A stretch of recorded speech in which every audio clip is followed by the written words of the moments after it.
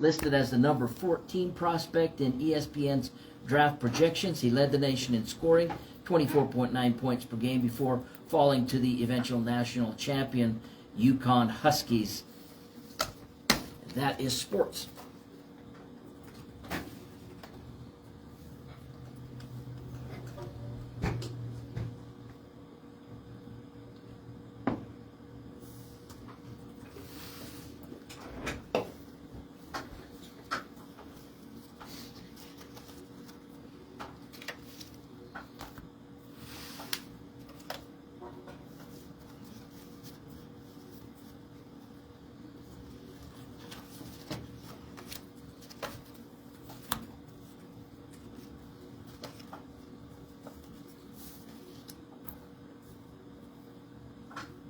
You should dismiss us this morning.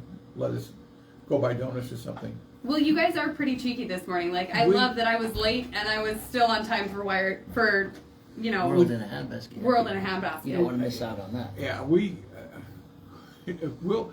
At the drop of a hat, the snark level can be pretty severe over here today. There. So today we're going to go over some really exciting stuff about what to do in the springtime in Cedar City. And I have one of the local experts in the room, and I'm really excited to interview him today. Nice. By the way, that's a beard.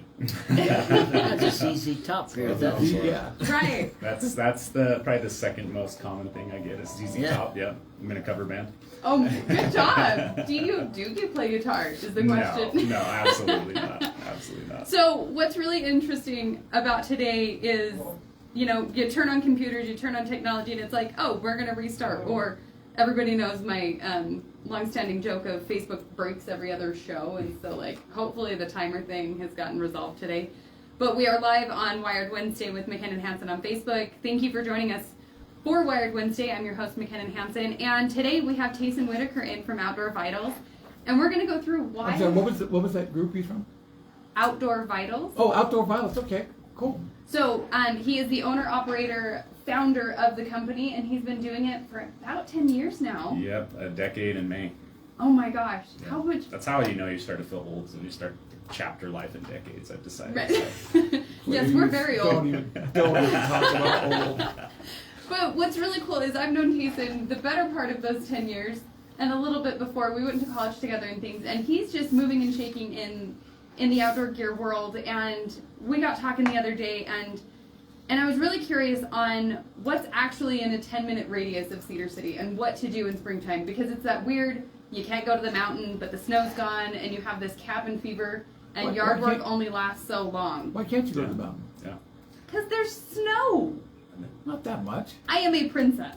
There's snow. Unless it is snowmobile or summer. It's mud season. It's that Right. shoulder season where it's like, I don't like playing in the mud so much. Yes, there's snow, but there's mud all around the snow, right? The shoulder season, I like it. Mm-hmm. So Tayson, kind of introduce yourself and kind of tell us what your favorite things are to do in Cedar. Yeah, so like we said, we met in college. Right after college, I started a company called Outdoor Vitals. We make it's an ultralight backpacking company. So we make all things related to backpacks, sleeping bags, and we really got heavy into apparel in about 2018. And so we're out all the time testing gear, right? All of our R&D and design is done right here in Cedar. And so, we're just out all the time. And so right here within Cedar, we do have a ton of options. I'll start with the stuff that I feel like people look over really consistently, and then I'll kind of move outwards just a little bit from Cedar. But there's a lot of it that, I'll be honest, I drove by for a lot of years and didn't realize what was here. But we do have some really exceptional stuff that's also not the zoo of Zion, right? Because for those of us that have been around the community for a while, we used to go to Zion and it was awesome. It was relaxing. It was relaxing. It was peaceful. Now you try to go there and it's like you're in an amusement park, right? It's oh my gosh, it's bonkers, right? Yeah. So there's a lot of really cool stuff. So starting locally, I would say really local, we've got 3 peaks. I've been out there the last 2-3 weekends at least with my kids. And they've really just added a lot to it. They've added a ton of bike trail, so a ton of hiking, ton of biking. They've also added things like RC tracks and equestrian areas and shooting ranges. And so there's a whole, and then they've added multiple campgrounds out there. So if you haven't been out there in a while, there's a ton. And the airport. No, for the remote control. Oh, yeah. They have an RC airport out there, too. So there's a lot of stuff that you don't realize is there. So get online and look it up, or just head out there and just drive around and get familiar, because there is a ton of stuff right there. No, one of the favorite trips I make is when we go out to the shooting range. Mm-hmm. we come back. The other direction. Yeah. The other direction, so we come back. The North Loop. We come back to Three Peaks. Mhm. Yeah, it's beautiful out there. We've been taking our kids in their 4-wheelers out there Yep. quite a bit, and it's incredible. Like you turn left and then you turn right, and it's like a whole different scenery. Yeah, and you can get lost. There's like a cedar forest out there that every time I go in there, I feel like it's like Narnia or something. I just disappear. And I'm like, okay, I can't see any landmarks. I'm just going to pick a direction and go until I get out of this forest. But yeah, there's a lot more country out there for side-by-sides too than people give it credit. So right now it's been really good. We're probably have a few more weeks of really good before it starts to feel like it heats up out there, but it's an Also, awesome spot. Aren't they going to have I think I've heard there's a rock crawling event coming up out there. Yes. I'm not as familiar with that, but I also just heard that they have some really cool rock crawling competitions they do out there where they bring in really custom rigs, and you can just go spectate it, and it's remarkable what they can do with these things. And take her car out there. Yeah, my VW Atlas would totally rock some of that. I mean, rocks would rock it. But Totally. the different things. So, what other hikes and things are often overlooked? Wait, Yeah. now I have some understanding about you. Oh. You're a VW driver. You're one of those. You're one of those. No. It meant the gas qualification and the size requirement. That's it. Yeah. Anyways. So yeah, local here, they've built a ton of bike trails. I think a lot of people don't realize that. Go to Thunderbird Gardens. There's Frisbee Golf, right? And that's also out at Three Peaks. So there's 2 different courses for that locally. But then on the south end of town, there's the Southview Trailhead, and there's tons of trails right there that you can get on and just walk, hike. Take your bikes out there, take your kids. So tons of options there. Now going just a little bit out, there's 2 hikes that really stood out to me to call out that I think a lot of people drive past. So one is Spring Creek. Now that's down by Canaraville, and you hike for a couple miles in kind of some sandy conditions, kind of by a little creek there. But then it turns into a slot canyon, and it's just a really, really pretty hike. And you can play around the slot canyon, you can get out of the heat. There's water in there. And it's just a phenomenal kind of gem that I feel like not a lot of people realize are right here. To be able to get into a slot canyon within, a 10, maybe 15-minute drive out of Cedar is pretty awesome. And there's another one of those that's right up the canyon. So a lot of us have driven up the canyon from Cedar, and you see people parked kind of where that mudslide was years ago. Yeah, wait. Like right where it narrows down. There's a random parking lot in the middle of the Yeah, canyon. and everyone's like, why do people park here? Like, what are they doing? Like, oh, must be breaking down cars or something. I don't know, like for years I Right. drove past that, right?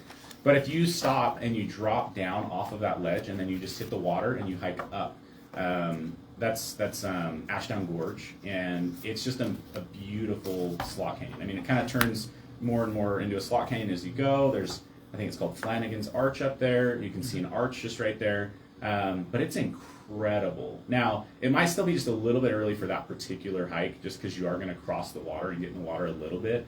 But it is one of those gyms that like I drove past for years. Had no idea that you've got like a Zion level beautiful slot canyon in there. Yeah, it's not quite red rock, but it's just incredible in there. And then you can also do that. The amazing part with that one too is you can shuttle that in different ways. So you can actually, if you were to drive up into Cedar Breaks, you cross through all the way through Cedar Breaks. On the other side of Cedar Breaks, right as you exit the park, there's a trail right there called Rattlesnake Creek, and you can follow that all the way down and then get back into your vehicle at that bottom part. So if you wanted to just walk down that, you can. So you're walking past Cedar Breaks, you're getting all these views, and then you drop into the slot canyon and finish out in this beautiful slot canyon.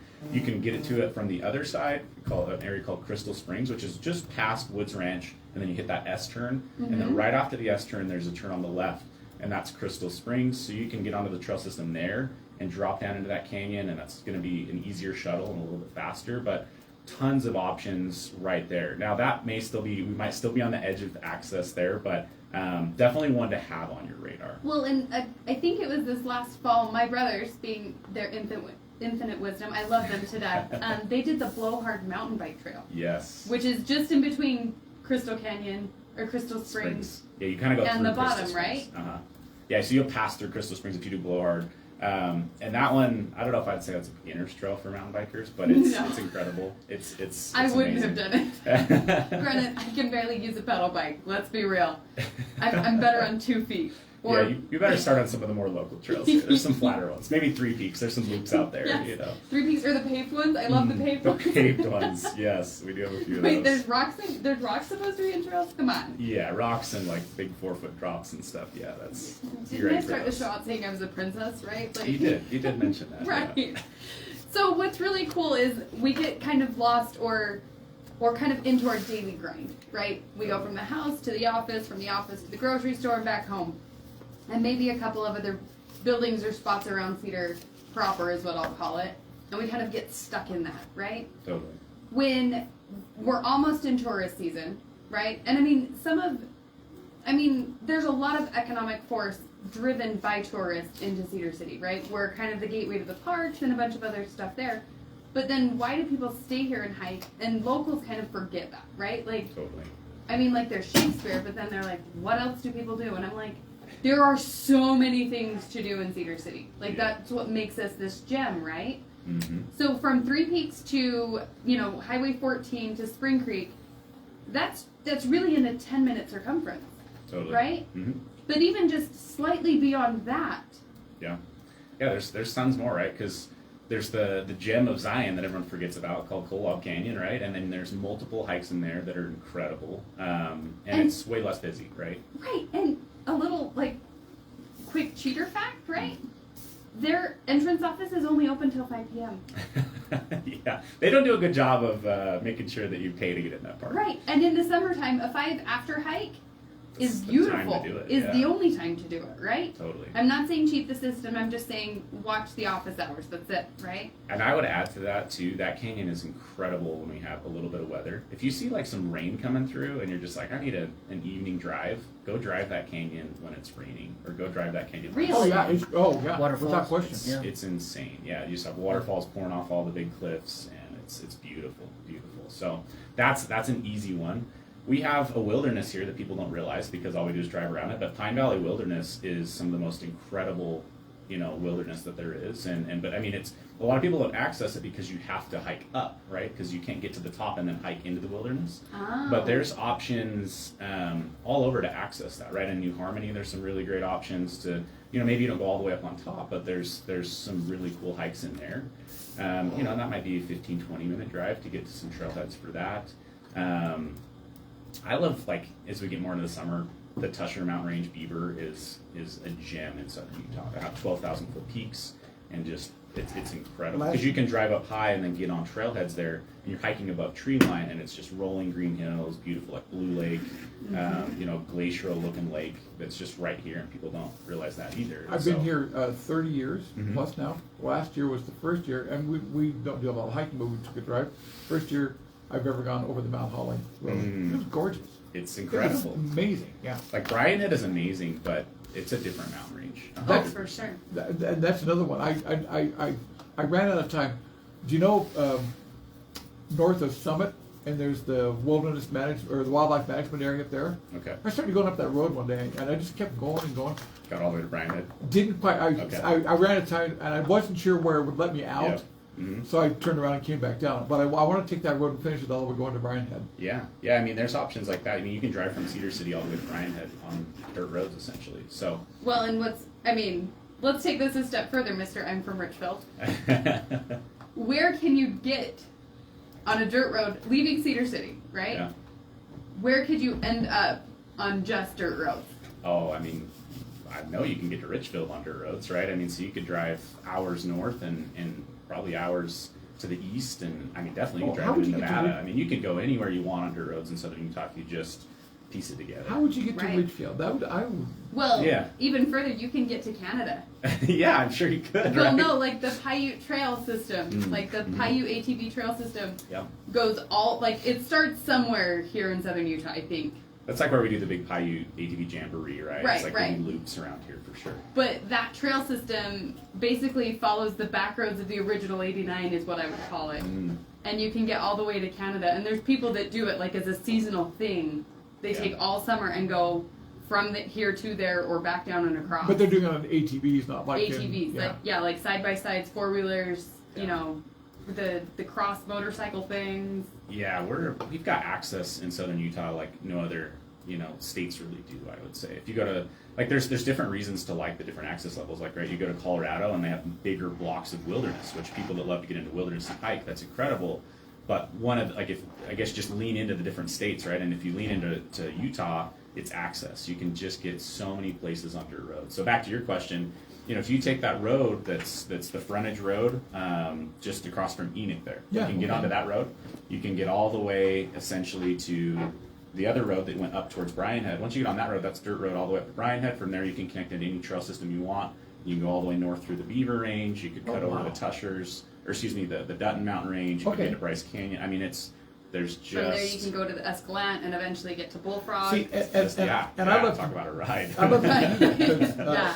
with both broadcast and amateur radio, a lot of our sites are up. In fact, we have a site up on Mountain Dutton that we have to get to. I've never been there. I want to go. So. Yeah. Well, and it's just really incredible because, as you know, my family's been here for generations, right? Your family's from Richfield for generations. Mhm. There is so many things locally that we forget about, or it's lost through our busy schedules and things. And one thing that I want to make sure people start doing a little bit more is living simply, right? Mhm. That's getting gotta away from disconnect. getting away from the technology, taking the kids, even if it's just around the block until they're used to it.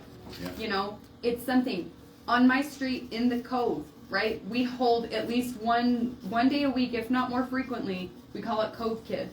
Literally, everybody comes out on their bikes, and these kids just take over the street. Yeah. Our neighbors are, tolerant of us, right? But kids are supposed to be kids.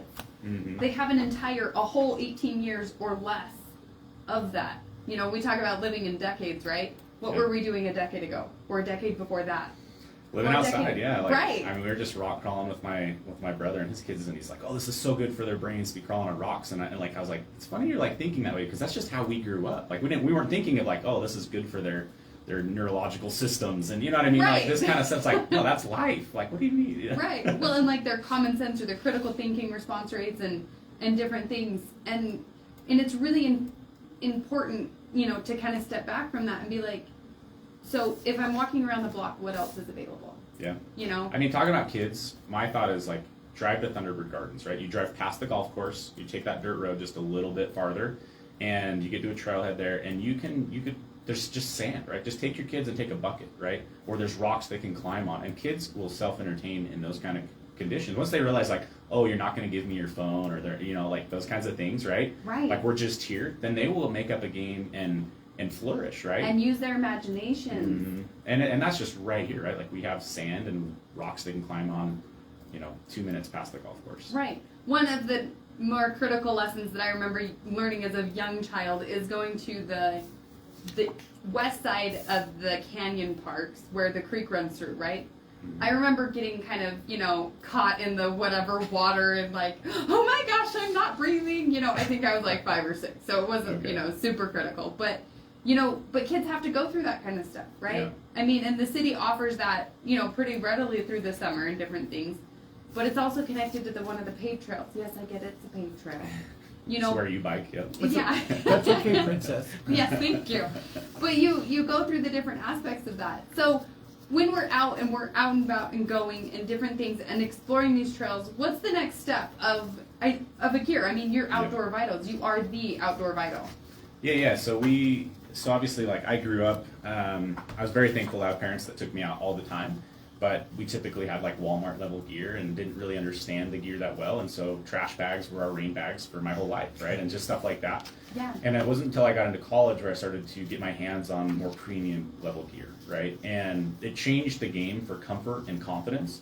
And so it really allowed me to be way more willing to go farther into the backcountry or to spend more time out there and to just enjoy it more, right? Because no one really wants to go out when they get cold. Like one of the stories that I hate is when I'm talking with someone and they're like, oh yeah, like I tried camping one time and I froze and I never did it again. And you're just like, you never tried camping again because you had one bad experience, right? And that's more common than not, right? And so that was really what inspired me to get involved with this. So we do direct to consumer. We ship everything out of Cedar City here. And we do that so we don't have to pay companies like REI or whatnot that extra margin.